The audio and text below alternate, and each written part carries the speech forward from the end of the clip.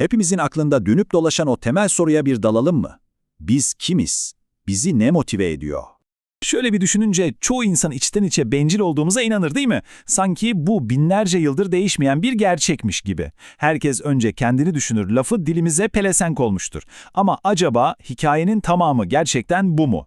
Bakın, tarihçi doçent doktor Nevzat Evrim Önal'a göre bu insan bencildir fikri aslında öyle sandığımız kadar eski bir gerçek falan değil. Tam tersine oldukça yeni. Yani son 200-300 yıldır hayatımızda olan ve bize dayatılan bir düşünce bu. Zaten işin ilginç yanı da burada başlıyor.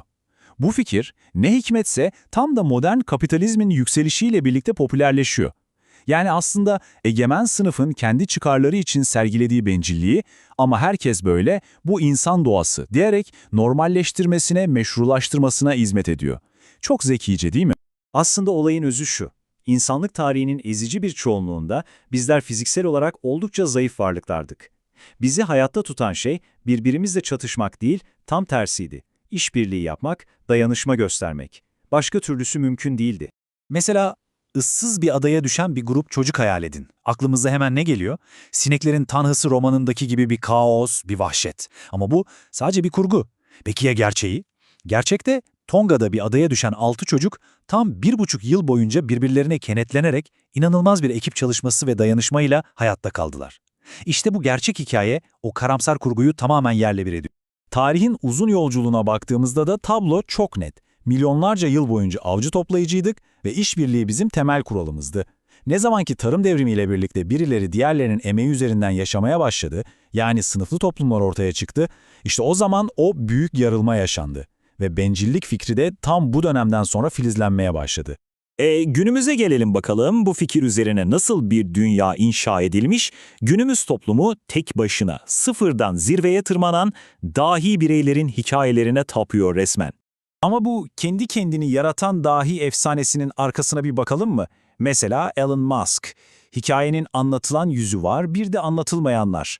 Babasından kalan devasa bir miras, sömürülen zümrüt madenleri, başarısının arkasındaki binlerce mühendisin, işçinin görünmeyen emeği, kendi kişisel servetinin birçok ülkenin toplam gelirinden fazla olması gerçeği.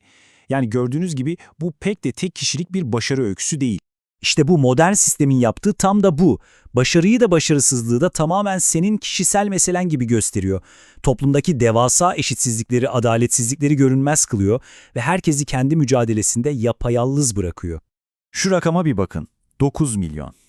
Bu, dünyada 10 milyardan fazla insanı doyuracak kadar yiyecek üretilmesine rağmen her yıl açlıktan ve buna bağlı hastalıklardan ölen insan sayısı.